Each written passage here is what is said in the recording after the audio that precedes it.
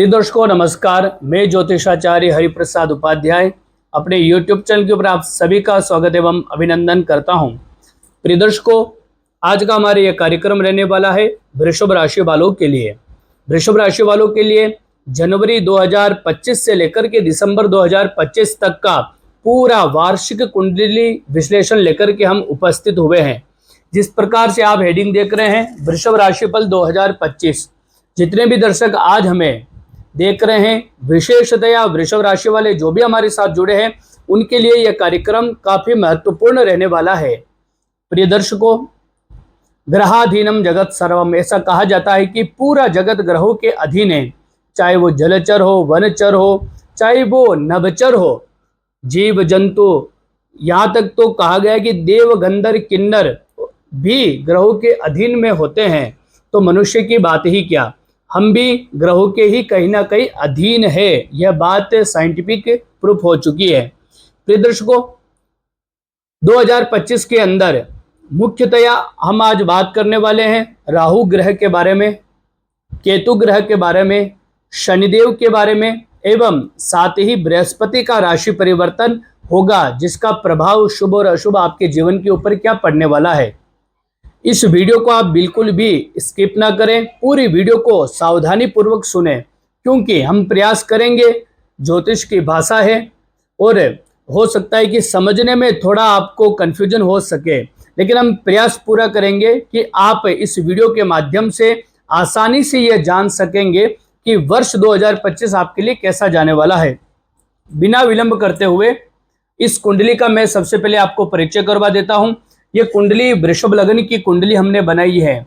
वृषभ लग्न की कुंडली इसलिए बनाई है कि आप आसानी से यह जान सकेंगे कि आपकी राशि से कौन से भाव में कौन से ग्रह भ्रमण कर रहे हैं और कब कौन से ग्रह का राशि परिवर्तन होगा। यह कुंडली का निर्माण हमने किया है 1 जनवरी 2025 प्रातः काल का, जब ग्रहों की जो स्थिति रहेगी उसके अनुसार हमने इस कुंडली का निर्माण किया है। आप देखेंगे वृषभ लग्न में देवगुरु बृहस्पति विराजमान है। तृतीय भाव में आपकी राशि से तृतीय भाव में मंगल देव रहेंगे। पंचम भाव में केतु है, तो वही सप्तम भाव में बुध आपको दिखाई दे रहे हैं। अष्टम भाव में सूर्य, नवम भाव में चंद्रमा, दशम भाव में शनि और शुक्र की युति है। तो एकादश भाव के अंदर आपको राहु यहाँ पर दिखाई दे रहे हैं। आइए हम जानते हैं कि आपके जीवन के ऊपर क्या प्रभाव इन ग्रहों का रहेगा। प्रिय दर्शकों, अभी वर्तमान समय में बात करें तो देवगुरु बृहस्पति की पोजीशन अभी आपके कुंडली में प्रथम भाव में बनी हुई है। ये एक बहुत अच्छी बात है, क्योंकि आपकी राशि से बृहस्पति 11वीं राशि का स्वामी है, यानी कि लाभ भाव का स्वामी है, और राहु भी आपकी राशि से 11वें भाव में गोचर भ्रमण कर रहे हैं। यह अभी तक के लिए समय काफी अच्छा है। बृहस्पति भी यहाँ पर अच्छा फल दे रहे हैं, क्योंकि जब बृहस्पति लाभ भाव के स्वामी होकर के आपकी राशि में भ्रमण कर रहे हैं, एकादश भाव के स्वामी होकर के, तो कहीं ना कहीं व्यापार से हो, चाहे वो आपके कार्यक्षेत्र से हो, नौकरी से हो, प्रमोशन भी बराबर आपका 2024 के अंदर हुआ, और 2024 के अंदर लक्ष्मी जी की भी कृपा आपके ऊपर बराबर बनी रही। क्या यही कृपा 2025 में भी बनी रहेगी? प्रिय दर्शकों, क्या बृहस्पति 2025 के अंदर भी आपकी फाइनेंशियल ग्रोथ को बरकरार रखेंगे, या बृहस्पति कहीं रुकावट दे सकते हैं? इसके ऊपर हम चर्चा कर लेते हैं। वैसे आप देखेंगे देवगुरु बृहस्पति 14 मई 2025 तक तो यहीं पर विराजमान रहेंगे आपकी राशि में, यानी कि वृषभ राशि में। तो निश्चित तौर पर जब देवगुरु बृहस्पति 14 मई तक यहीं पर रहेंगे, तो 14 मई तक तो ऐसे ही जो वर्तमान समय में आपकी जो स्थिति चल रही है वैसे ही चलती रहेगी। अभी देवगुरु बृहस्पति आपकी राशि में विराजमान होकर के लव हाउस को भी देख रहे हैं। यहाँ पर केतु विराजमान है, आपकी राशि से पंचम भाव में केतु है, और केतु का कारक क्या होता है? विच्छेद करवाना। लेकिन अमृतमय दृष्टि, पंचम दृष्टि देवगुरु बृहस्पति की होने के कारण अभी तक आपकी जो पर्सनल लाइफ है वो भी काफी अच्छी चल रही है। बीच में लड़ाई झगड़ा हो जाता है, क्योंकि केतु विराजमान है, हो सकता है कि काफी दिनों तक आपके पार्टनर के साथ में आपकी बोलचाल ना हो, लेकिन बृहस्पति की दृष्टि होने के कारण कहीं ना कहीं स्थिति अभी तक मैनेज हो रही थी। लेकिन मई में जब देवगुरु बृहस्पति का राशि परिवर्तन होगा, तो निश्चित तौर पर यह भी कहीं ना कहीं आपकी पर्सनल लाइफ के ऊपर नेगेटिव इफेक्ट डाल सकता है। इसलिए मेरा निवेदन रहेगा कि पर्सनल लाइफ को लेकर के आप मई के बाद में थोड़ा सावधान रहे। देवगुरु बृहस्पति जब 14 मई के दिन आपकी राशि से द्वितीय भाव में भ्रमण करेंगे तो निश्चित तौर पर यह भी एक अच्छा संयोग हो जाता है, क्योंकि जैसा कि मैंने पहले ही बताया कि बृहस्पति आपकी राशि से धन भाव के स्वामी है, जो अभी वर्तमान में आपकी राशि में भ्रमण कर रहे हैं। लेकिन वही देवगुरु बृहस्पति जब धन भाव में आएंगे तो जब लाभ भाव के अधिपति धन भाव में आते हैं तो भी ये एक अच्छा संयोग हो जाता है। यहाँ पर बृहस्पति लगातार 14 मई के बाद भी 31 दिसंबर 2025 तक और ज्यादा हाई स्पीड से आपके धन की वृद्धि करने वाले हैं। तो पैसों को लेकर के तो ये पूरा ही वर्ष आपके लिए काफी अच्छा जाने वाला है प्रिय दर्शकों। लेकिन सावधानी रखना, हर ग्रह शुभ और अशुभ फल देते हैं और यहाँ पर देवगुरु बृहस्पति जरूर फाइनेंस हाउस में फाइनेंस की वृद्धि करेंगे, लेकिन पंचम दृष्टि से जब अपने शत्रु भाव को देखेंगे, षष्ठम भाव को, तो 14 मई के बाद में हेल्थ के ऊपर भी बुरा प्रभाव पड़ सकता है। विशेष तौर पर आप खान पीन का विशेष ध्यान रखें। मैं हर वीडियो के अंदर कहता हूं, क्योंकि बीमारी का जो कारण होता है वो अपने कहीं ना कहीं खान पीन पर और जीवन की दैनिक चर्या जो होती है उसके आधार पर होता है।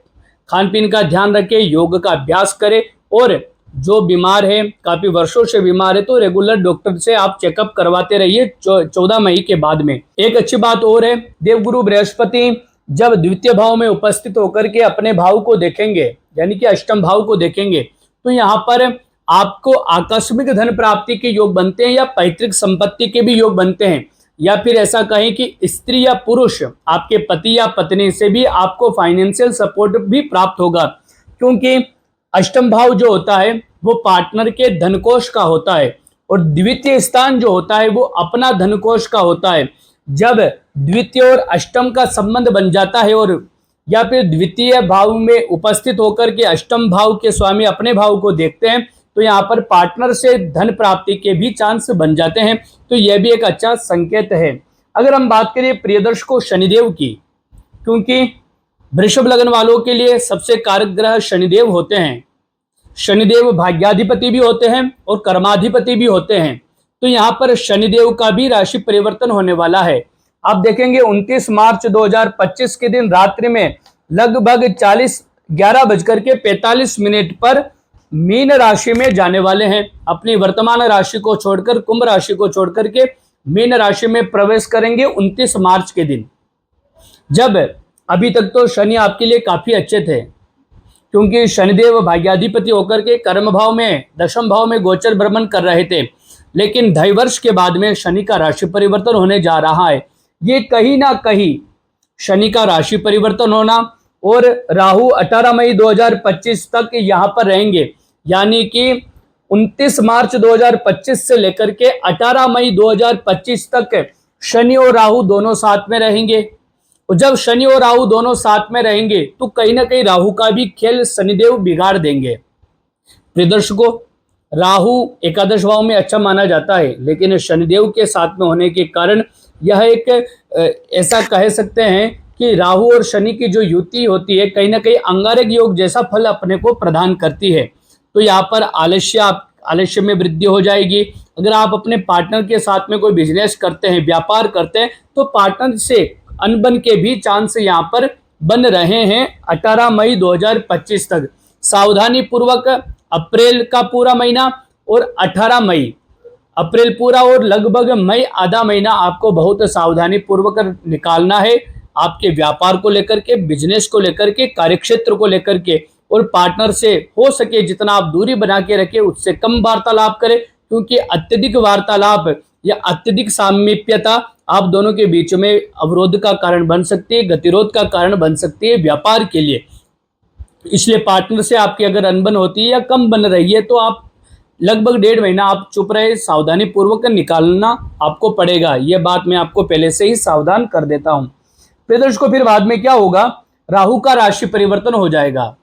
18 मई के बाद में राहु कर्म भाव में आ जाएंगे, तो ये बहुत अच्छी बात है। शनिदेव के घर में राहु, क्योंकि ऐसा कहा जाता है कि कुजवत केतु के समान मंगल फल देते हैं और शनि के समान राहु अपना फल प्राप्त करवाते हैं। तो यहाँ पर जब राहु का राशि परिवर्तन हो जाएगा तो शनि भी स्वतंत्र रूप से अच्छा फल देंगे, क्योंकि जब शनिदेव यहाँ पर विराजमान होंगे तो अपनी तृतीय दृष्टि से लग्न को देखेंगे, लग्न अर्थात आपकी राशि को, मित्र राशि को देखेंगे।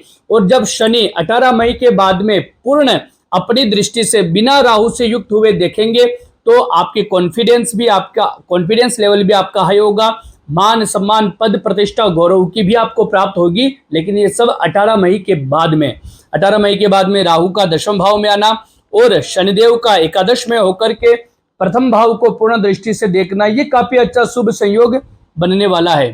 प्रिय दर्शकों, एक और महत्वपूर्ण बात है, शनिदेव जब यहाँ पर विराजमान होकर के अपनी दशम दृष्टि से अष्टम भाव को देखेंगे तो विदेश यात्रा के भी बहुत अच्छे चांस बने हैं। लंबी लंबी यात्रा के द्वारा या नए लोगों के सहायता से आप अपने धन कोष की वृद्धि करेंगे। लंबी यात्रा से आपका मान सम्मान पद प्रतिष्ठा गौरव भी बढ़ने वाला है। अगर हम बात करें आपके वैवाहिक जीवन को लेकर के तो देवगुरु बृहस्पति की 14 मई 2025 तक पूर्ण दृष्टि है सप्तम भाव पर।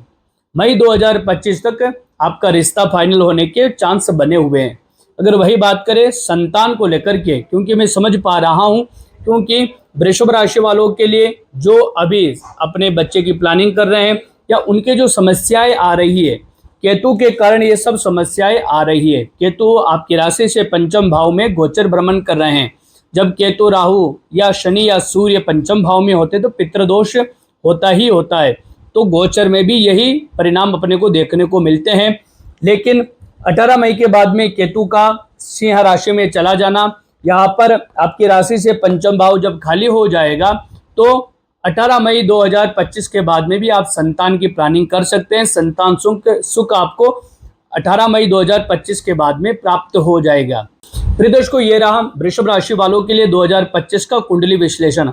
अगर आपको ये जानकारी अच्छी लगी है तो हमारे चैनल को आप सब्सक्राइब कर लीजिए और अधिक से अधिक वृषभ राशि वाले जितने भी आपके मित्र हैं, आपके परिवार के जन हैं, उनको ये वीडियो फॉरवर्ड कर दीजिए ताकि वह भी इस वीडियो का लाभ प्राप्त कर सके। एक बार पुनः आप सभी को नमस्कार, जय श्री हरि।